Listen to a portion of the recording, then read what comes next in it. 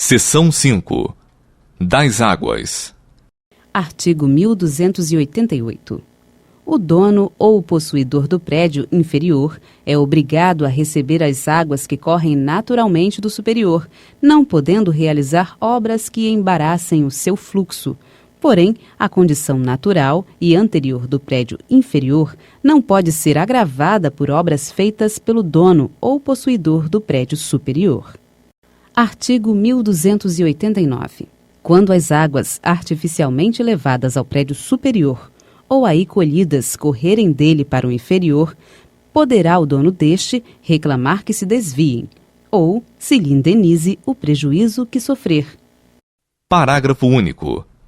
Da indenização será deduzido o valor do benefício obtido.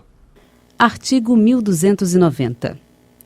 O proprietário de nascente ou do solo onde caem águas pluviais, satisfeitas as necessidades de seu consumo, não pode impedir ou desviar o curso natural das águas remanescentes pelos prédios inferiores. Artigo 1291. O possuidor do imóvel superior não poderá poluir as águas indispensáveis às primeiras necessidades da vida dos possuidores dos imóveis inferiores. As demais que poluir deverá recuperar, ressarcindo os danos que estes sofrerem, se não for possível a recuperação ou o desvio do curso artificial das águas. Artigo 1292. O proprietário tem direito de construir barragens, açudes ou outras obras para represamento de água em seu prédio. Se as águas represadas invadirem prédio alheio, será o seu proprietário indenizado pelo dano sofrido, deduzido o valor do benefício obtido. Artigo 1293. É permitido a quem quer que seja, mediante prévia indenização aos proprietários prejudicados, construir canais através de prédios alheios para receber as águas a que tenha direito, indispensáveis às primeiras necessidades da vida e desde que não cause prejuízo considerável à agricultura e à indústria, bem como para o escoamento de águas supérfluas ou acumuladas, ou a drenagem de terrenos. Parágrafo 1º. Ao proprietário prejudicado, em tal caso, também assiste direito a ressarcimento pelos danos que de futuro lhe advenham da infiltração ou irrupção das águas, bem como da deterioração das obras destinadas a canalizá-las.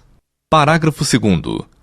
O proprietário prejudicado poderá exigir que seja subterrânea a canalização que atravessa áreas edificadas, pátios, hortas, jardins ou quintais. E parágrafo 3º. O aqueduto será construído de maneira que cause o menor prejuízo aos proprietários dos imóveis vizinhos e às expensas do seu dono, a quem incumbem também as despesas de conservação. Artigo 1294. Aplica-se ao direito de aqueduto o disposto nos artigos 1286 e 1287. Artigo 1295. O aqueduto não impedirá que os proprietários cerquem os imóveis e construam sobre ele sem prejuízo para sua segurança e conservação. Os proprietários dos imóveis poderão usar das águas do aqueduto para as primeiras necessidades da vida. Artigo 1296.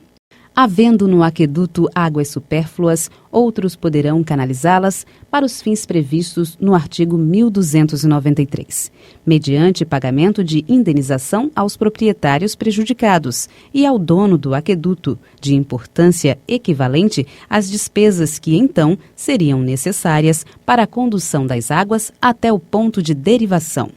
Parágrafo único. Tem preferência os proprietários dos imóveis atravessados pelo aqueduto. Seção 6. Dos limites entre prédios e do direito de tapagem. Artigo 1297.